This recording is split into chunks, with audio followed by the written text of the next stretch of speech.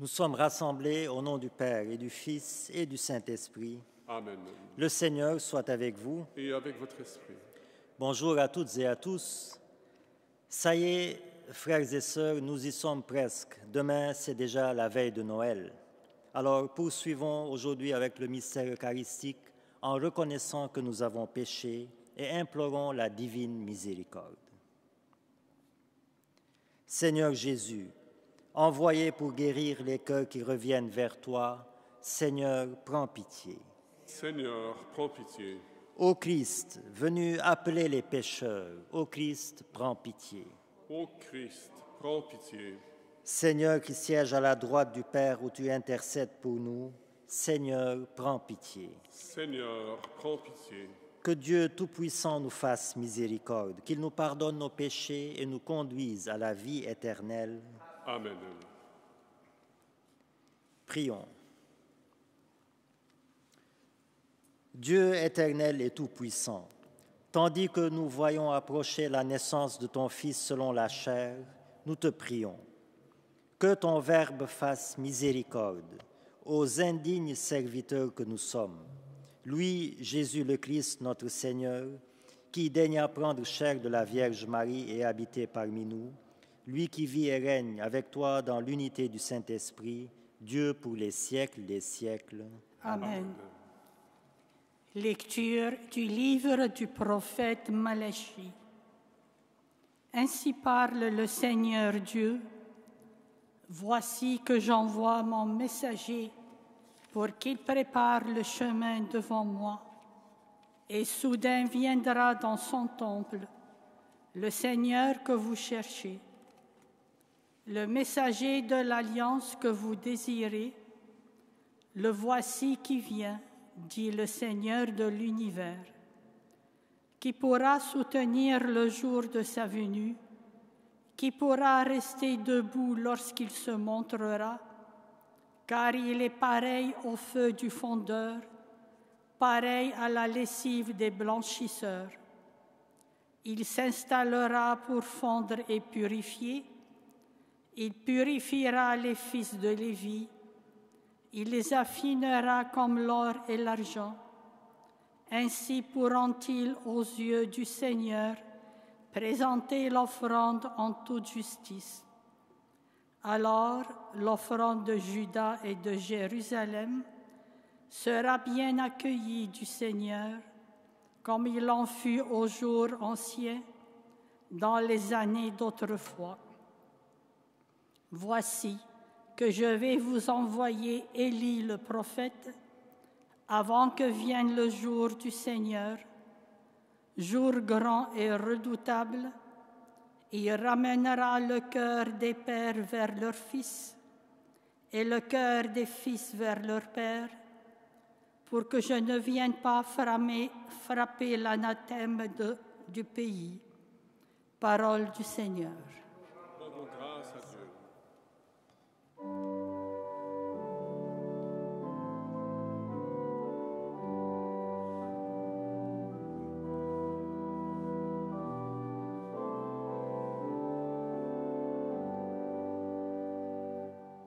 Redressez-vous et relevez la tête, car votre rédemption approche.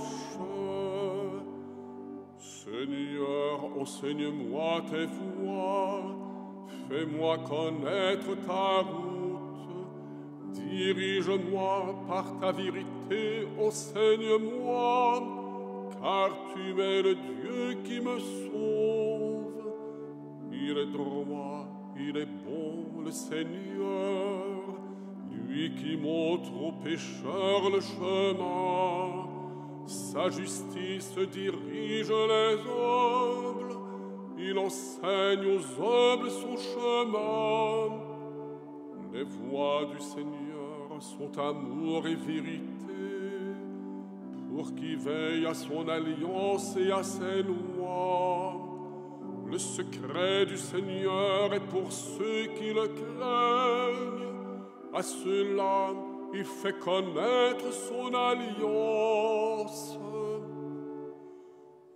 redressez-vous et relevez la tête,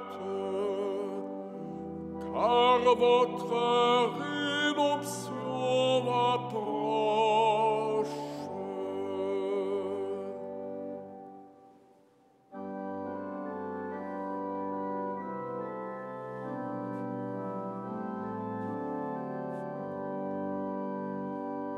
Alléluia, Alléluia, Alléluia.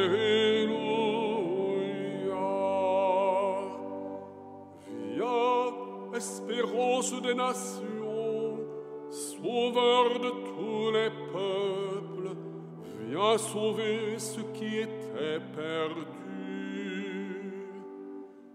Alléluia, Alléluia, Alléluia.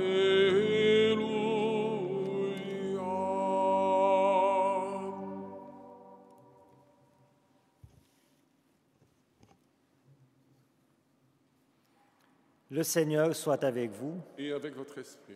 Évangile de Jésus-Christ selon saint Luc. Gloire à toi, Seigneur.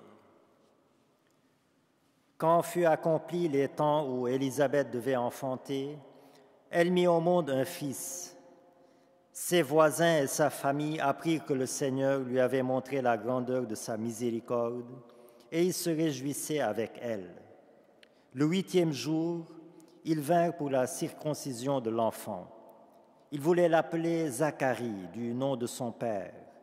Mais sa mère prit la parole et déclara, « Non, il s'appellera Jean. » On lui dit, « Personne dans ta famille ne porte ce nom-là. » On demandait par signe au père comment il voulait l'appeler. Il se fit donner une tablette sur laquelle il écrivit « Jean est son nom ». Et tout le monde en fut étonné. À l'instant même, sa bouche s'ouvrit, sa langue se délia. Il parlait et il bénissait Dieu. La crainte saisit alors tous les gens du voisinage, et dans toute la région montagneuse de Judée, on racontait tous ces événements. Tous ceux qui les apprenaient les conservaient dans leur cœur et disaient « Que sera donc cet enfant ?» En effet, la main du Seigneur était avec lui. Acclamons la parole de Dieu. Louange à toi, Seigneur Jésus.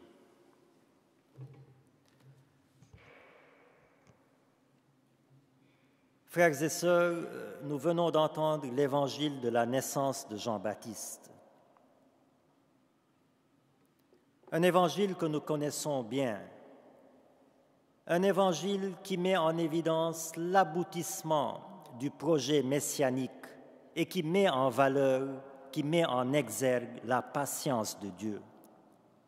Depuis les annonces messianiques faites par les prophètes de l'Ancien Testament, jusqu'au dernier prophète, Jean-Baptiste, Dieu a pris le temps de préparer les cœurs et les esprits à la venue de son Messie. Et ça nous appelle, nous aussi,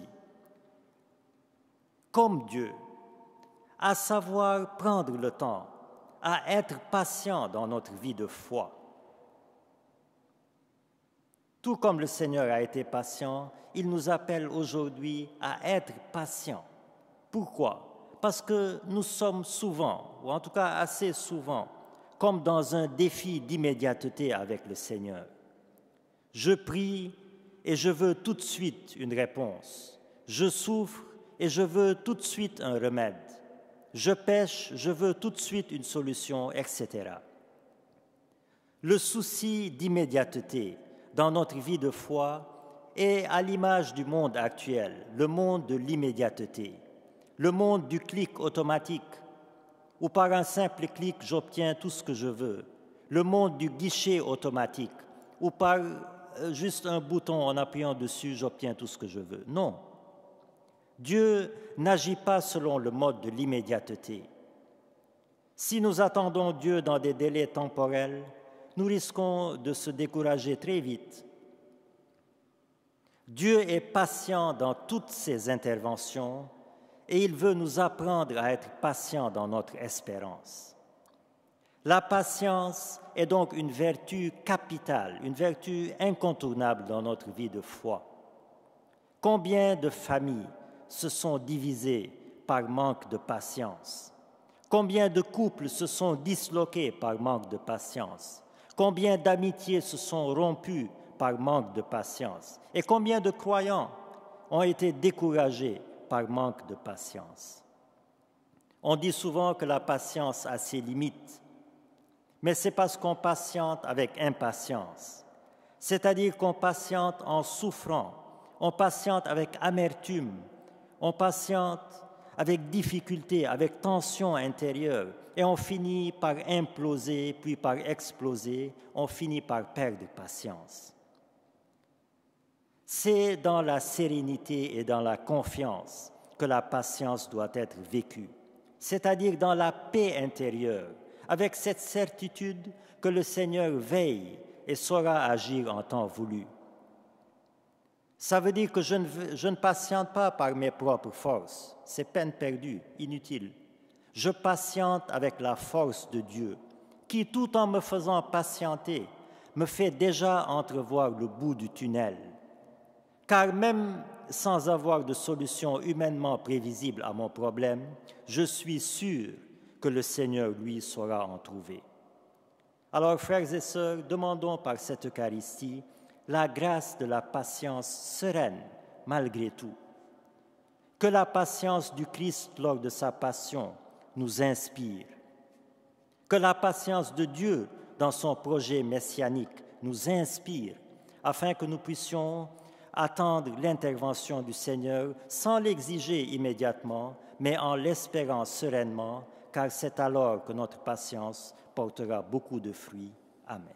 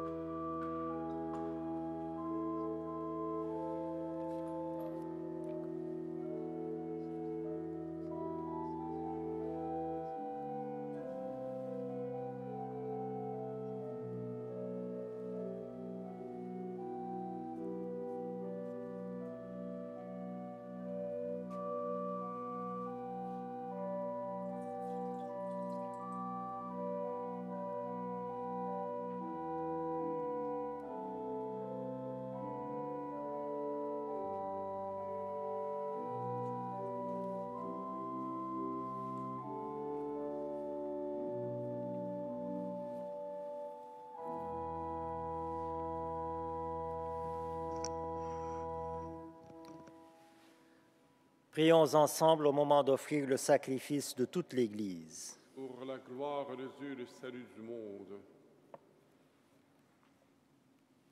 Que cette offrande te soit agréable, Seigneur, elle qui nous introduit dans la plénitude du culte divin. Puissions-nous ainsi célébrer avec un esprit purifié la naissance de notre Rédempteur, lui qui vit et règne pour les siècles des siècles. Amen. Amen.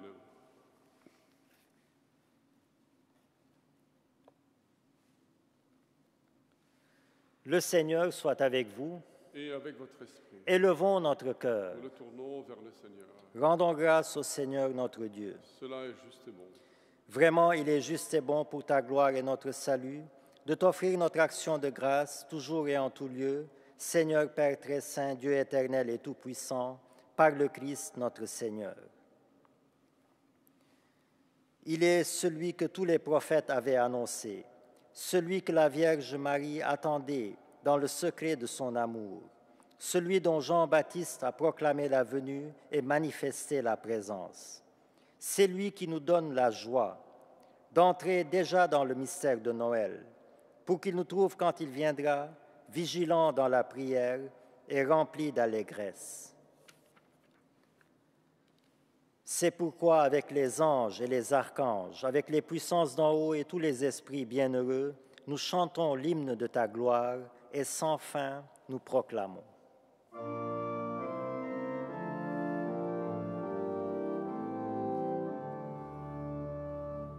Saint, Saint, Saint, le Seigneur, Dieu de l'univers, le ciel et la terre sont remplis de ta gloire.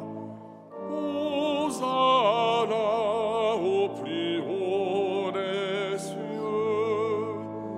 Béni soit celui qui vient au nom du Seigneur. Hosanna au plus haut des cieux.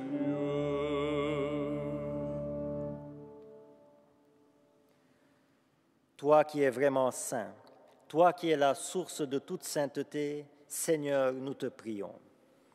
Sanctifie ces offrandes en répandant sur elles ton esprit, qu'elles deviennent pour nous le corps et le sang de Jésus le Christ, notre Seigneur. Au moment d'être livré et d'entrer librement dans sa passion, il prit le pain. Il rendit grâce, il le rompit et le donna à ses disciples en disant « Prenez et mangez-en tous, ceci est mon corps, livré pour vous. »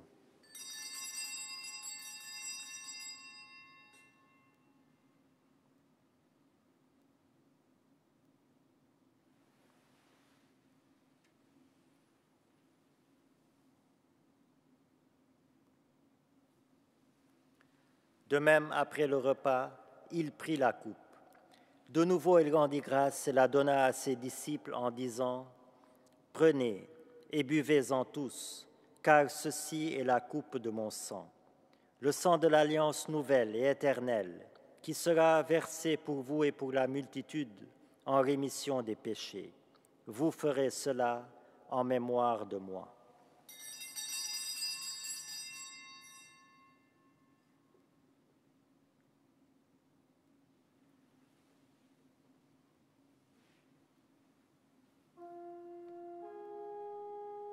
Il est grand le mystère de la foi. Nous annonçons ta mort, Seigneur Jésus. Nous proclamons ta résurrection. Nous attendons ta venue dans la gloire. En faisant ainsi mémoire de la mort et de la résurrection de ton Fils, nous t'offrons, Seigneur, le pain de la vie et la coupe du salut, et nous te rendons grâce car tu nous as estimés dignes de nous tenir devant toi pour te servir. Humblement, nous te demandons qu'en ayant part au corps et au sang du Christ, nous soyons rassemblés par l'Esprit Saint en un seul corps. Souviens-toi, Seigneur, de ton Église, répandue à travers le monde. Fais-la grandir dans ta charité, en union avec notre pape François, notre archevêque Christian, son auxiliaire Alain, et tous les évêques, les prêtres et les diacres. Souviens-toi aussi de nos frères et sœurs qui se sont endormis dans l'espérance de la résurrection, et souviens-toi dans ta miséricorde de tous les défunts. Accueille-les dans la lumière de ton visage. Sur nous tous enfin, nous implorons ta bonté. Permets qu'avec la Vierge Marie, la bienheureuse Mère de Dieu, avec Saint Joseph, son époux, les apôtres et tous les saints qui ont fait ta joie au long des âges, nous ayons part à la vie éternelle et que nous chantions ta louange et ta gloire par ton Fils Jésus le Christ.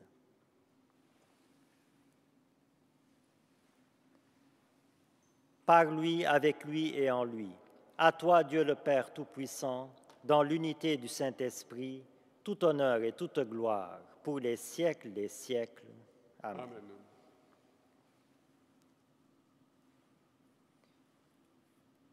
Unis dans le même esprit, nous pouvons dire avec confiance la prière que nous avons reçue du Sauveur. Notre Père, qui es aux cieux, que ton nom soit sanctifié, que ton règne vienne, que ta volonté soit faite sur la terre comme au ciel.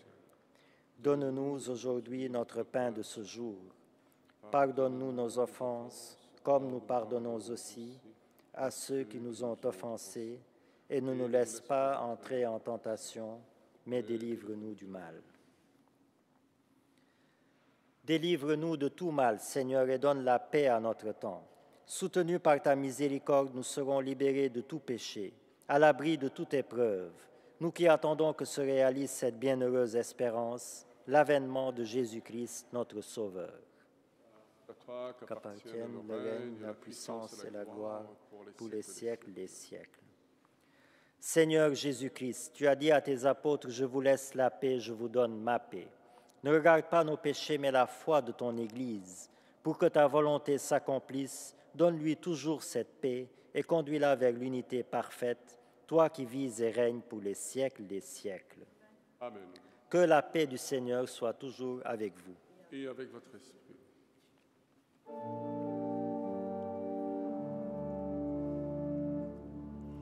Agneau de Dieu, qui enlève les péchés du monde, prends pitié de nous. Agneau de Dieu, qui enlève les péchés du monde, prends pitié de nous. Agneau de Dieu, qui enlève les péchés du monde, donne-nous la paix.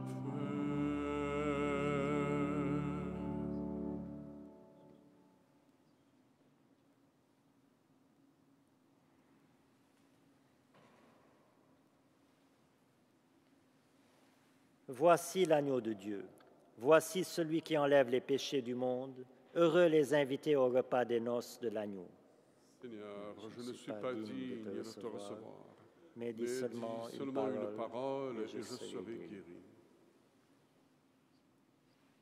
Mon Jésus, je crois que vous êtes ici présent dans le Saint-Sacrement. Je vous aime par-dessus toute chose et je désire ardemment vous recevoir dans mon âme. Puisque je ne peux à cette heure vous recevoir sacramentellement, venez au moins spirituellement dans mon cœur. Comme si vous étiez déjà présent, je vous adore et tout entier je m'unis à vous. Ne permettez jamais que je me sépare de vous.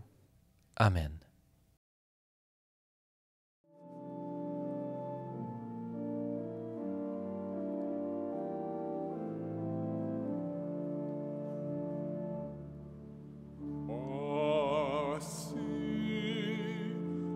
Je me tiens à la porte et je frappe. Si quelqu'un entend ma voix et ouvre la porte, j'entrerai chez lui et je partagerai le repas.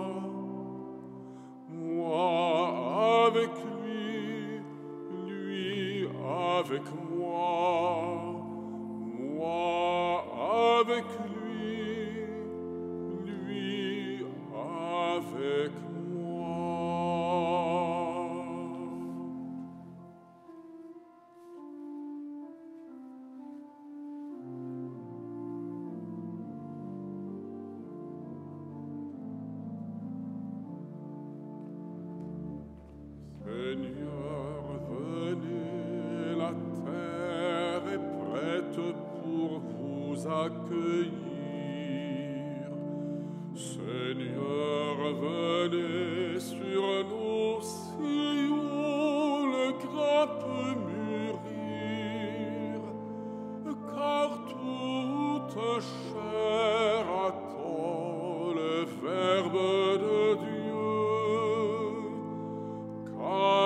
notre désir enfin se rouvre les cieux. Mon Dieu, que votre règne arrive.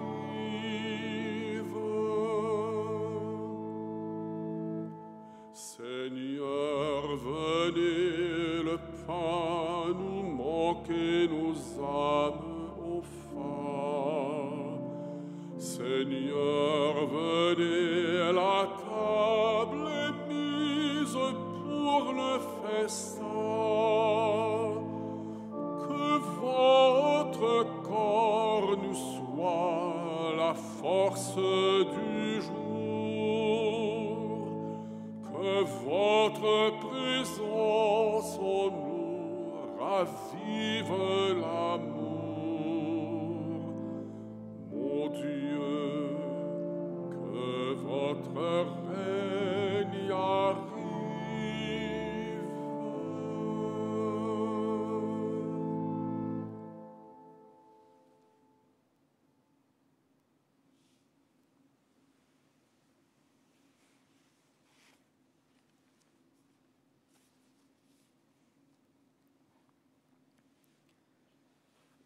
Prions le Seigneur.